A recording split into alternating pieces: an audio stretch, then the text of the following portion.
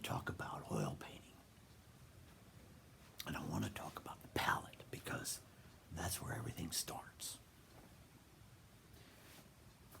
When I started to work in restoration, I noticed that, well, it was a big learning curve. I'm a self-taught artist, and when I went into restoration, by the time I went into restoration, I figured that I had accomplished sufficient skills to be able to repair my own blunders. And I did blunder. And when you're working on your own painting, that's great. But when you're working on someone else's, forget about it. So I developed a value system. Everybody knows what a value system is. And when you're talking about paints, you're talking about a value system that I spread out on a palette so that I didn't have to go crazy on the canvas. When there's a little hole in a canvas, the first thing you have to do is match the values and then the color. And that's what I discovered in oil painting. Values are foundational. Colors right on top of them, but the real foundation is a value system.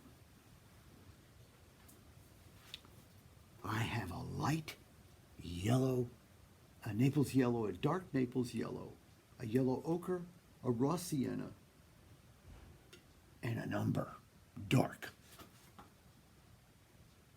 I have an orange, I have a light cad red, I have a dark cad red, I have a alizarin crimson, and I have a phthalo violet.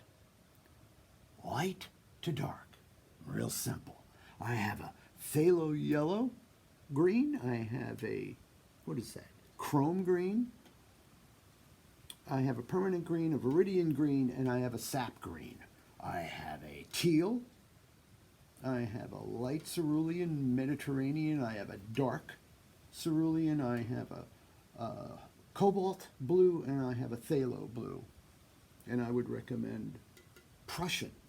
But all you have to do is stick a little bit of dark and you'll have a Prussian.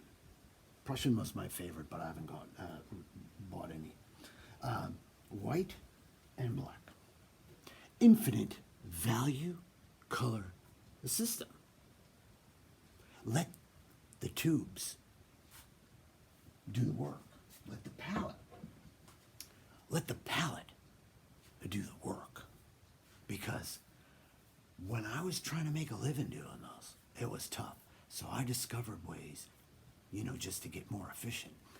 Now, what I'll do in the next segment is we'll go into some of the implements of stick paintings and how we can make these really nice textured alla prima paintings. Now, this system I developed because of working wet over dry. The next day, I wanted to do larger stick paintings, so I figured, well, it's going to take more than one day to do large paintings, otherwise they're going to turn into abstracts. It's okay. That can happen too. But that's why I discovered that I can color match and save a lot of time. And before that, my palette was haphazard.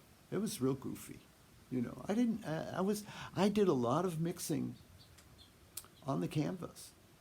And I was okay with my own paintings with that, like I said. But when it comes to other people's paintings and trying to make a living, you discover shortcuts.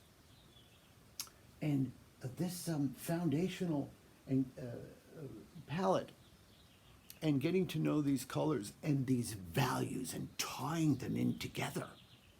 This binary codes that I talk about, well, value and color, they work together. And when you kind of see them at the same time, kind of like this. And I'm going to be bringing up this illustration in a lot of these courses. It has a lot to do with color too. It's values. It's a value system. And I want to paint like this, but I want to see like that. Particle wave. E equals MC, squared into the value system. stay tuned. Next, we're going to work with some of these implements that I developed and some store-bought ones too. You're going to be really surprised at how easy some of this stuff can be once you figure out the foundational values